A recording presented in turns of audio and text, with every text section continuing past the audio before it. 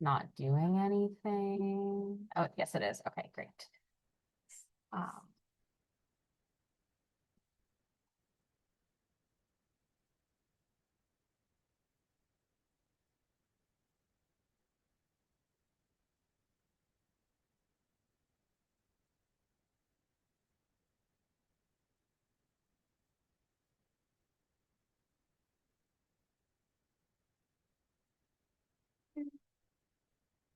oh, the big button that says present. Got it. All right. And that should work for the little clicker thing. If it doesn't, then we'll figure it out. That's too tough. Okay. All right. If you want, I can press the button and you just look at me and I'll do that.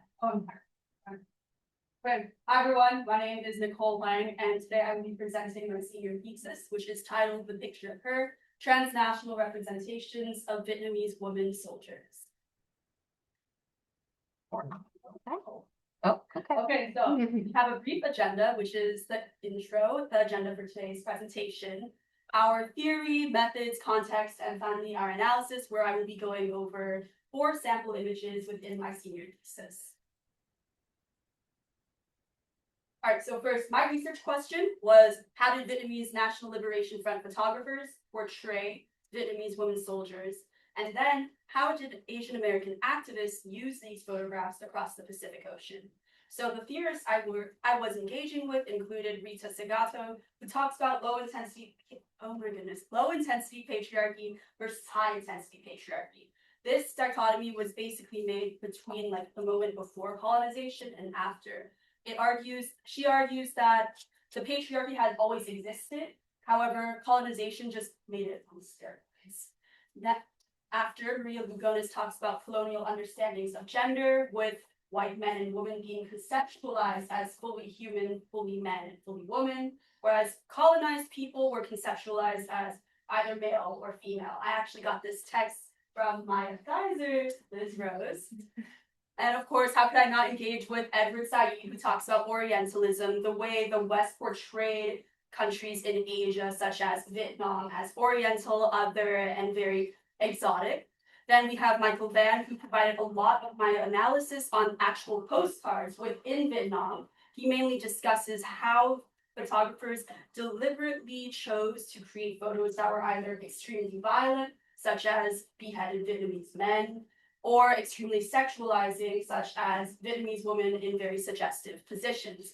And finally, Sunny Woan talks about how these military involvements from the United States into Asia actually affect Asian Americans in the United States and end up building Asian American feminism. So for the methodology, my research goal was to understand how these photographs were used. The data was taken from an archive of photos from the 1960s to 1970s of Vietnamese women soldiers, sourced from the National Liberation Front, also known as North Vietnam. The chosen photographs were from the NLF photojournalists, North Vietnamese Women's Union, and the Vietnamese Southern Women's Museum. As for the Asian American Studies photographs, we have sources from Gidra and Aeon, and the approach itself was a close reading of these photographs. But before we get into all of that, we have to get into some history and geography so we know where we are. So up here in red is North Vietnam. The capital at the time, this was around like the 1950s, 60s, was Hanoi. The DMZ is right down the middle, and south of that is South Vietnam, supported by the United States, with its capital being Saigon. Yes, okay, so now we get to go into the fun history part of my thesis. Here we go. But way back then, in the 1802 type of era, we had the Nguyen dynasty. This was the last imperial dynasty of Vietnam. But within this time frame, French colonists came in and established military control around 1859, which was in Ho Chi Minh City, also known back then as Saigon.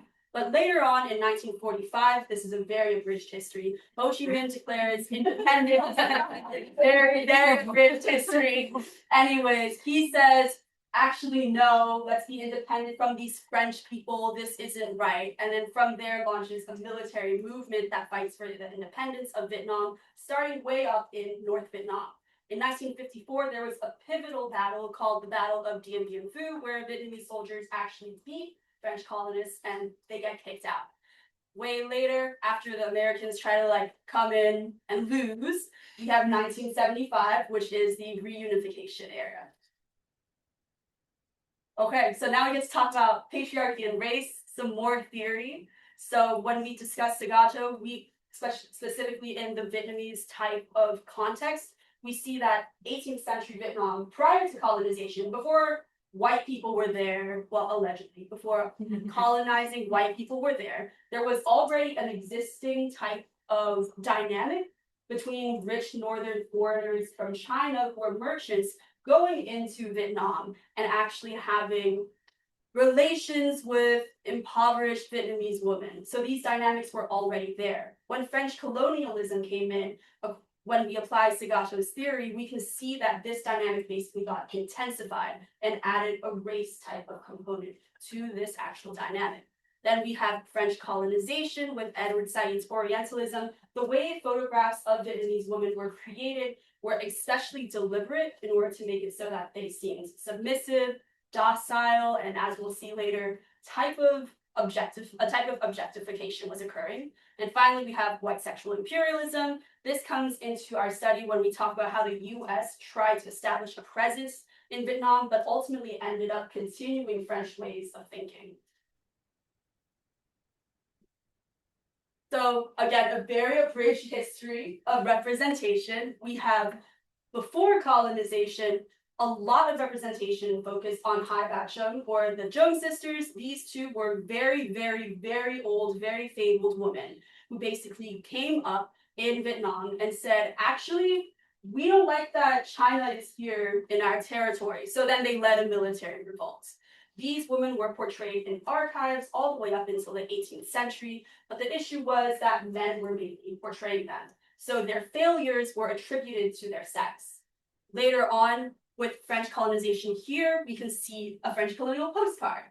This was based in the area of Vietnam. We see this Vietnamese woman. She is posing with allegedly Oriental aesthetics. So we have like the blue and white ceramic, I'm assuming, some Asian looking plants.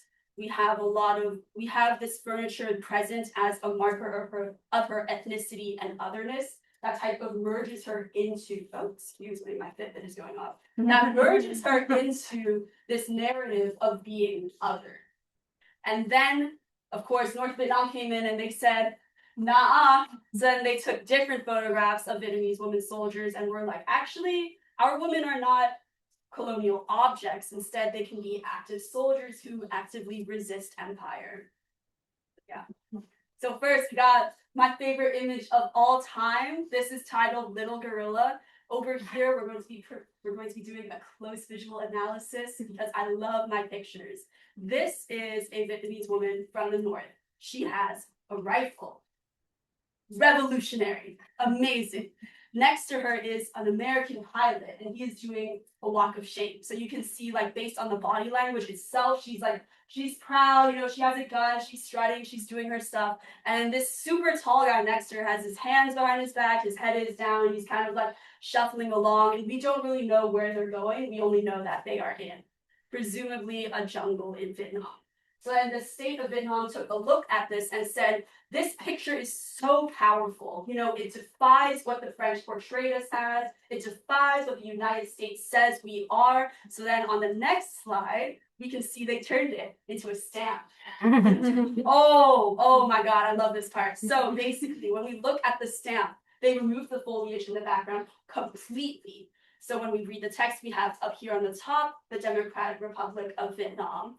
On the bottom, the caption is the 2000th airplane shot down by North Vietnam. They were gloating. And then they had a little embellishment in which they put a flaming American fighter jet engine in the back. But yeah, talk about disrupting colonial narratives. Oh my God. Okay. And then later, when we look at the actual photojournalists themselves, we can see that they're actually showing Vietnamese women in action. Here, we don't see their face. We don't see any of that allegedly Oriental furniture. Instead, we see these women manning, I think that's either a plane destroyer or a giant piece of artillery, but either way, they are in the heat of battle, they are doing what they're doing, and they really don't care about posing for any camera or for any postcard. And finally, when we see how these pictures get translated into an Asian American feminist context, we have the involvement of text. Originally, this photo was circulated at an international feminist conference. Basically, a bunch of people from the Lao Patriotic Women's Union, the Women's Union for the Liberation of South Vietnam, and the North Vietnam's Women's Union, they all came over to the United States and said, here are some photos of what we're doing in Vietnam. Then the activists took these photos, copied them, and then put them into journals such as Aeon, while juxtaposing text underneath them. The text itself says the emancipation of the woman must be carried out simultaneously with the extirpation of feudal and bourgeois thinking in men. As for themselves, women should not wait until the directives of the government and the party free them, but must rely upon themselves and struggle. Ultimately, by choosing this quote and displaying it under this specific image, Asian American feminists and scholars were thinking about the Vietnamese Revolution as both a feminist revolution at the same time as a national revolution. Yeah, and that is the thesis. Thank you so much. Thank you. Dr. Liz Rose. Thank you to all of my grant funders for giving me the money to actually travel to these archives. But yeah.